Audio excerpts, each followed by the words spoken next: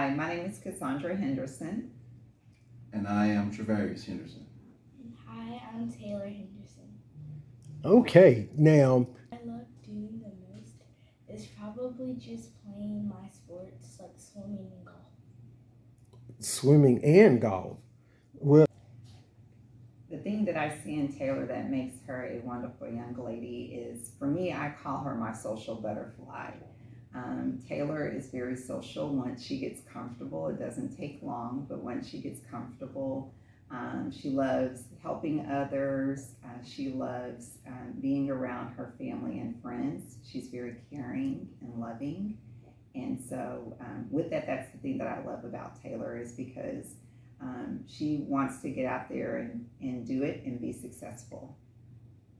no, The same with mine, because I play softball, and she would come to my games, and she would see how competitive it would be, and you know what I'm saying. And I said it's in you too. So you know what I'm saying. You have that competitive in you. When I see you playing golf, and when I see you with your other sports, which is swimming, but she likes to. You can't win them all, but like I said, I see her. You know what I'm saying. Developing more and more and getting stronger and stronger by listening to her coaches or the people that she's interacting with, and she's getting better and better as time go by. all right. Superpower is being dyslexic. Okay. Learning is when you're dyslexic. Well, for me, I have a hard time reading and decoding and spelling words. I'm a child with superpowers.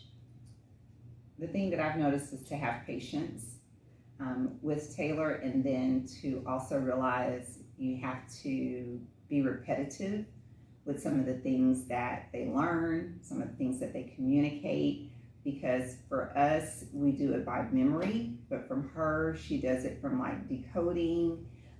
For her, she has to have that understanding of how did you get to that point, or how did you get to that number.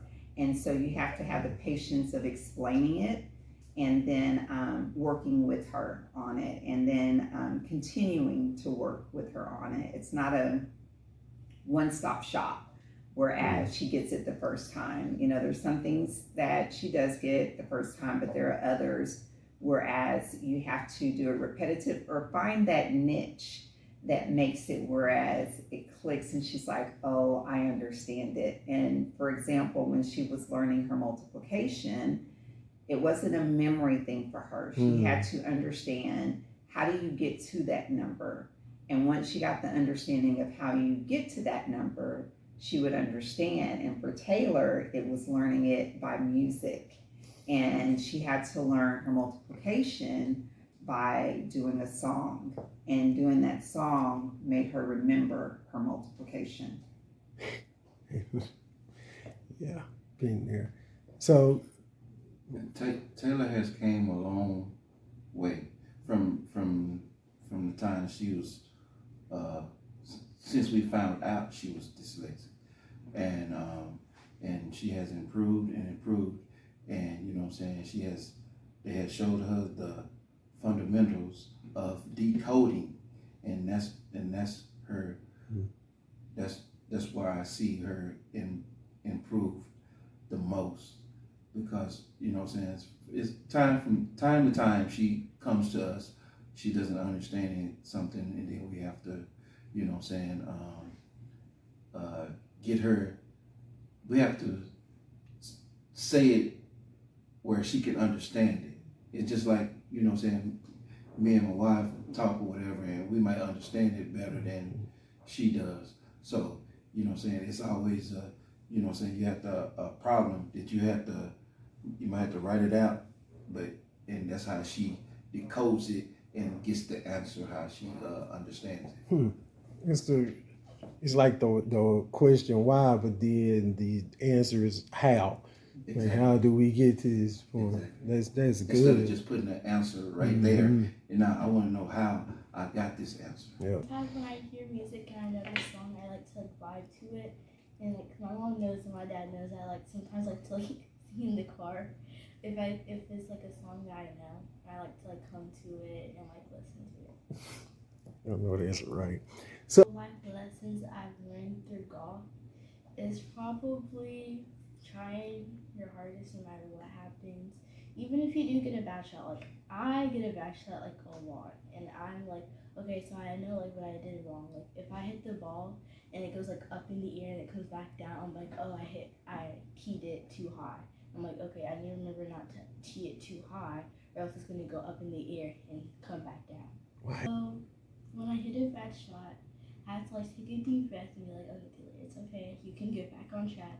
And when I hit the ball really good, and I get back on track with the people that are in the group that I'm hitting with. That I see in her superpower in the game of golf is that, you know, taking her time and being patient. As she was saying, you know, if she does something wrong, my question is, okay, what is it that you can do better next time? Or how is it that you can see you can improve in doing that in the next hole? But after you hit that ball, wherever it goes, and we have to move forward.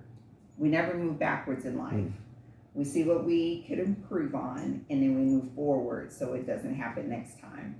And that's the thing of life, you know, everything doesn't go good the first time maybe, but what is it that you learned from that so that you can instill to do better next time? And so that's my thing with golf, is have fun with it, enjoy it, relax, and let's just have a great time with it. She brings people to her. What I mean by that is, like I said, she likes when she might be quiet and shy or whatever, but whenever she gets around her peers, and you know, saying, she introduces herself to her, and you know, saying, and then they start interacting from right there, and sometimes she may get their phone number, or you know, saying, if they see him again, then they like, hey Taylor, or whatever. But you know, saying, she kind of network with them. You know, saying, even though it might be high, or you playing in the next tournament, or something like that. Yeah.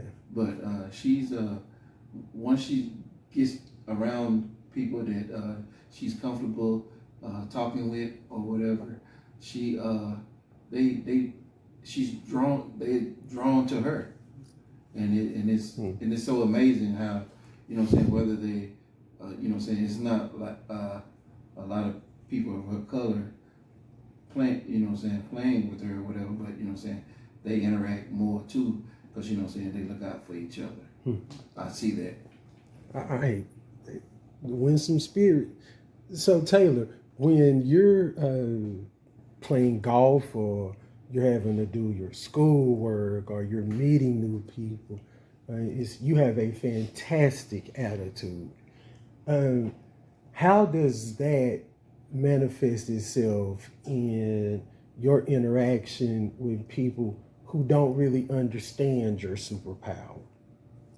So some people don't know that I am dyslexic because I don't show it, but to some teachers, they're like, oh yeah, because I show it, because sometimes if I don't know how to spell a word, I have to like ask my teacher, how do I spell this, how do I spell that, and then they tell me, and then they're like, do you need help with anything else, do you want me to read something to you, or anything, or like if I had like any questions about the passage or whatever we're doing.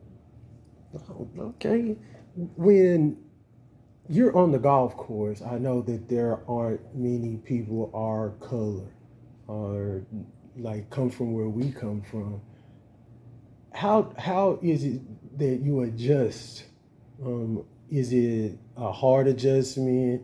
Would you like to see more people that look like you on the golf course? What is that like? Well,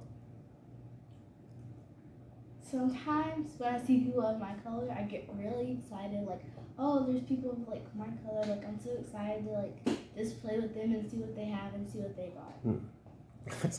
Okay. The thing that I love about it is that the superpowers that our children have is that Black Caddies can help them, guide them. And the thing I love is that for Taylor with her dyslexia, it's whereas you could help her, give her the whole understanding and concept of things, to help her with her golf or just in life in general, what to have. And I just think Black Caddies can help them learning wise, the patience, the understanding of golf, and tailor towards them and their special powers. And so that, like Taylor says, a lot of people don't even know her special powers in golf. And that's the great thing about it, is that Black Caddy helps cater to them to help them on their level. But once they get on that playing field and they're out there playing golf, they're swinging, they know the concept because someone has taken the time to educate them based on their level, based on their skills. And the coaches on Black Caddy, I cannot speak for how much patience and the learning that they have for our children, to help our children, for our children to be successful, and to see that, you know, it's the education, it's the sport of golf, and it's also the learning of the concept of golf that they can instill in our children for the future. Okay. So I just want to say that I want that you should always believe in yourself no matter what happens. Even if some people doubt you, always know that there's going to be people cheering for you at the end of the way. And always try your best no matter what happens and no matter what people say. And this girl's something else. And on that note, we are going to thank all three of y'all for coming and sitting down and having a conversation that I think is very important for people to hear, because sometimes children with special powers get looked over. That time is done. So thank y'all so much.